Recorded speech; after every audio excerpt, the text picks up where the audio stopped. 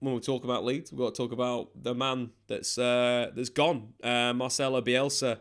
Done some incredible work with Leeds United, taking them from the Championship back into the Premier League for the first time in absolutely ages. And I think one of the big things with Marcelo Bielsa, I think we've got to pay him a little bit of respect for the squad that he's built, the players, and an improvement of certain individuals, namely Patrick Bamford, the way that Patrick Bamford, started as a really inconsistent striker in the Premier League,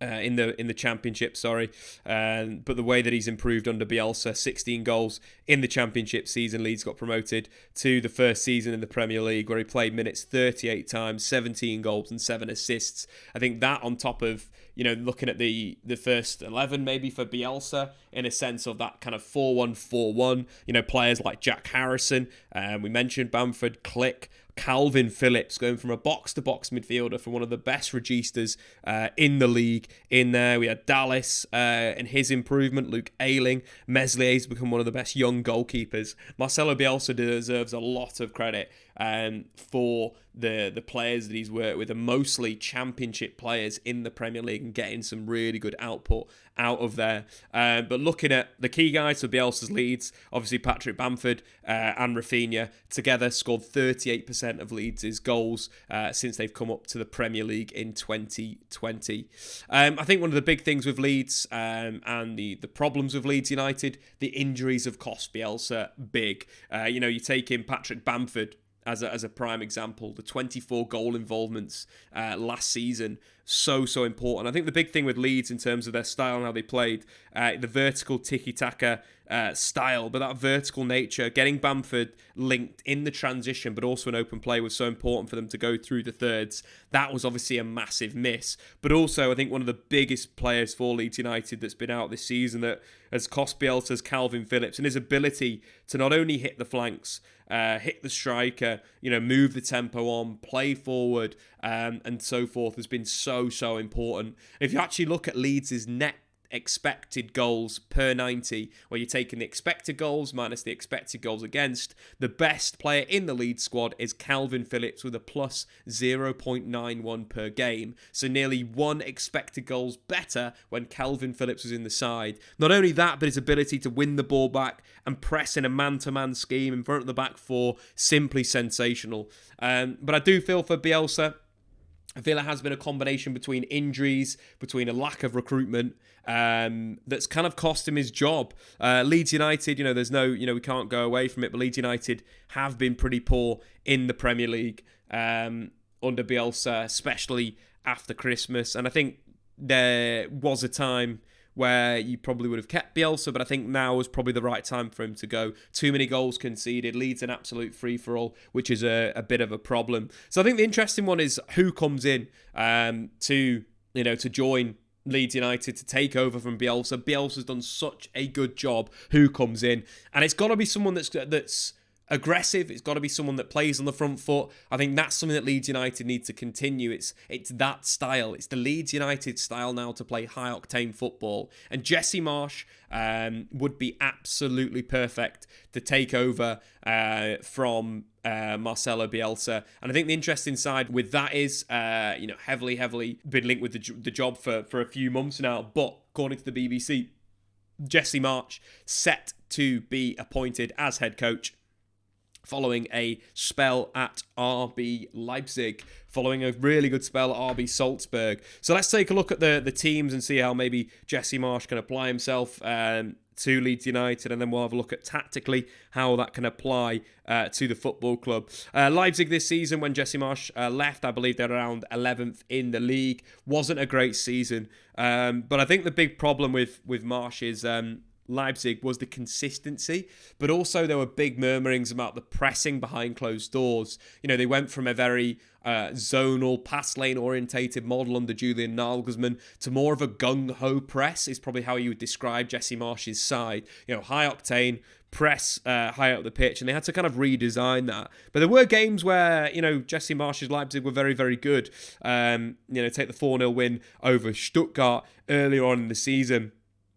And I think when we're looking at his style, it kind of went away from what I like in Jesse Marsch. Jesse Marsch is a manager that kind of likes playing two strikers, either two strikers or two attacking midfielders behind one striker at Salzburg when they played their best football, but never really played that with Leipzig. It was always a 4-2-3-1, a 3-4-3. They never quite felt like his team, and I felt like that was a bit of a problem. Obviously, he had loads of personal issues going on as well. I think his wife successfully battled cancer, which is great news, when he was at Leipzig as their manager. So there's obviously these other constraints in there. But I think defensively they were far too open.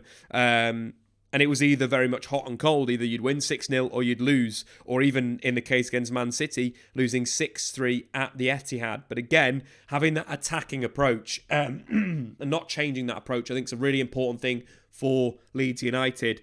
Going back to his Salzburg team, was absolutely sensational.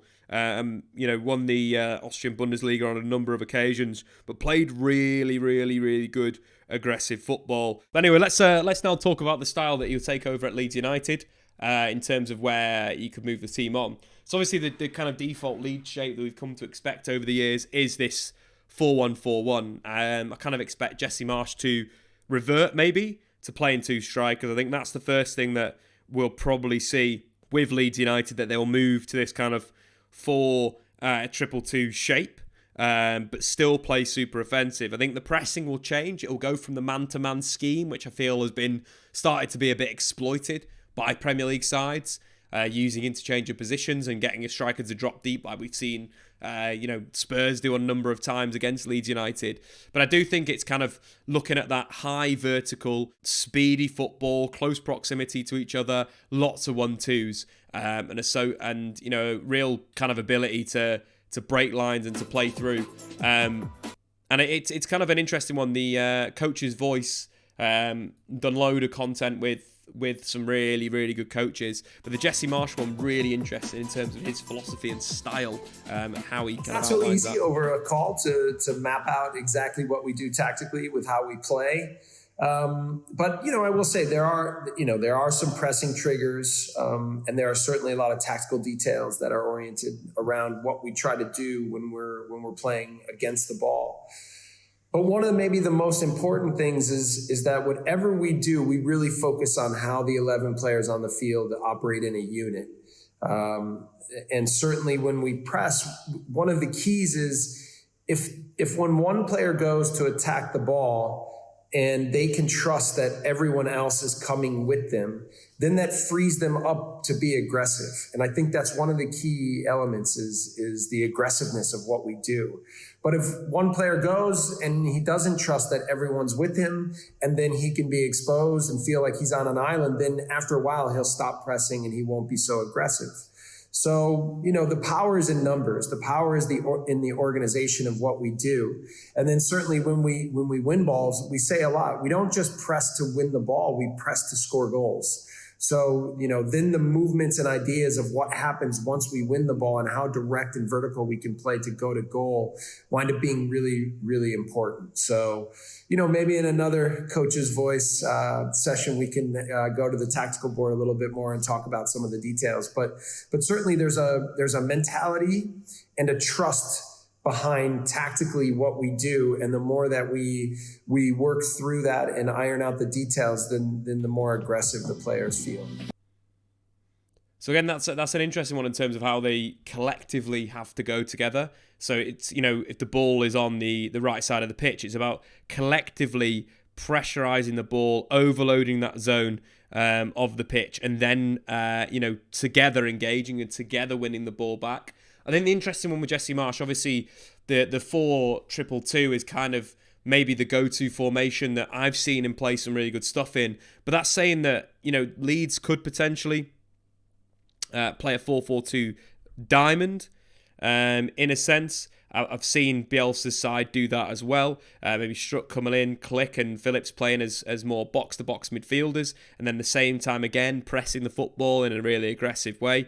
I think the likes of Firpo could be in there. Even Dallas into midfield could be an option. We've seen him work supremely hard, but very much 4-2-2, 4-4-2 diamond very much could be good shapes. I've also seen a little bit of a 4-3-2-1 shape, similar to Gerrard's Aston Villa, but very much more pressing, with a little bit of interchange in there. It's kind of the first time I've seen that shape at the top level be used, where your outside central midfielders have a lot of work to do, going out to press the flanks and so forth, but to set up. The other option, obviously, with the back three as well, we saw that a little bit more for RB Leipzig towards the back end of his spell. But I do think one of the key things there would be getting the two strikers up, maybe Rafinha as a number 10 behind them, kind of a 3-4-1-2. We've seen an emergence of counter-attacking shapes and systems in there that do kind of squeeze really well, and that might suit the Leeds United squad,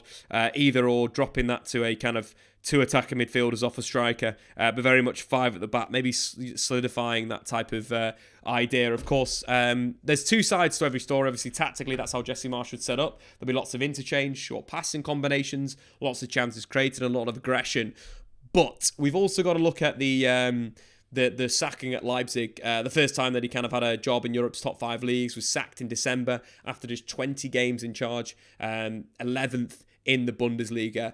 We've got to bear in mind, though, that he was replacing Julian Nagelsmann, going from a possession-based system to maybe the old-school gegenpressing, counter-pressing Leipzig style. Nagelsmann's also one of the best coaches in the world. Very difficult to replace him in a season alone, different style. But also, Leipzig lost 2 of their best defenders and the key central midfielder. Of course, with that, we're talking Marcel Sabitzer. He went to Bayern Munich, and also Upamecano to Bayern and Konate to Liverpool. 3 key players to RB Leipzig. And that's an interesting one to kind of look at and to see where Jesse Marsch will go. I do believe Jesse Marsch is a really good coach. I do believe that he's a very aggressive coach. I do think he fits Leeds United very, very well. But it's a difficult one to fully see what we're going to do. I think the big thing for Leeds United is kind of having that knowledge of Salzburg, Leipzig youth players, the players they can bring over, an American manager for an American owner. We're seeing a lot of US men's national team players being linked.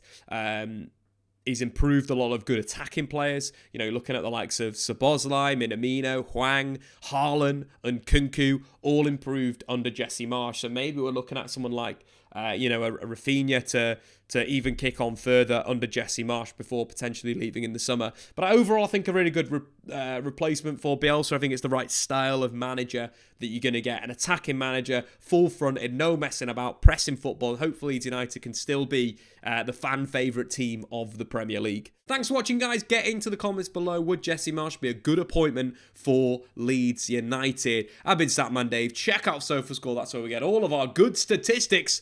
And we'll see you next time.